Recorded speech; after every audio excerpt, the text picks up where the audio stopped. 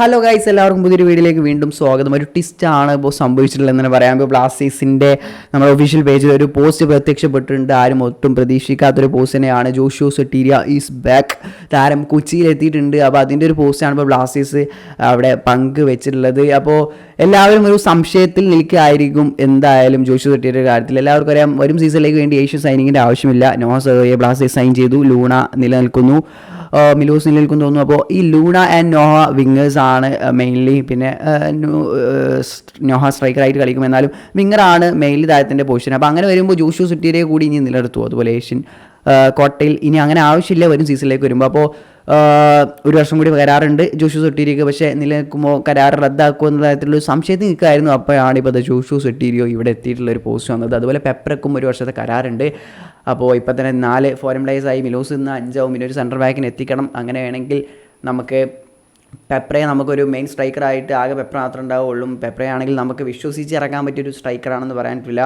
അപ്പോൾ അങ്ങനെ ഒരു സ്ഥിതിക്ക് അപ്പോൾ ഇവരിൽ ആരെങ്കിലും ഒരാൾ പോകുമെന്ന രീതിയിൽ നിൽക്കുകയായിരുന്നു. ഇപ്പോൾ അറിയില്ല. പെപ്രയുടെ താങ്ക് യു ബൂസ്റ്റ് വന്നിട്ടില്ല. ജോഷുവ സൊട്ടീരിയ ഇപ്പോൾ എത്തി. ഇനി പെപ്രയും എത്തുകയാണെങ്കിൽ എങ്ങനെയാണെന്ന് അറിയില്ല. പുതിയ സ്ട്രൈക്കർ, എക്സ്പീരിയൻസ് ആയിട്ടുള്ള സ്ട്രൈക്കർ എത്തിക്കൂലെയോ? അത് വലിയൊരു പണി തന്നെ ആവും ബ്ലാസ്റ്റേഴ്സിനെ സംബന്ധിച്ച്. ഇനി ഒരു പക്ഷേ ഒരു ന്യൂസ് കേൾക്കുന്നുണ്ട് എന്ന് വെച്ചാൽ നമ്മുടെ തായ്ലാൻഡിൽ 3-ാം തീയതി നമ്മുടെ പ്രീ സീസൺ ആരംഭിക്കും. അപ്പോൾ അതിനുശേഷം നമ്മുടെ പുതിയ കോച്ചാണ്.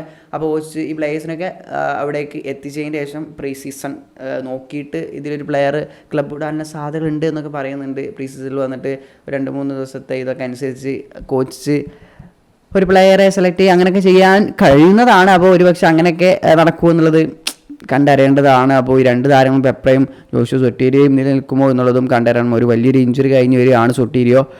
അപ്പോൾ അതും നമ്മൾ കഴിഞ്ഞ സീസണിൽ കണ്ടിട്ടില്ല. നമ്മുടെ ഫസ്റ്റ് സൈനിങ് ആയിരുന്നു. മികച്ചൊരു താരം തന്നെയാണ്.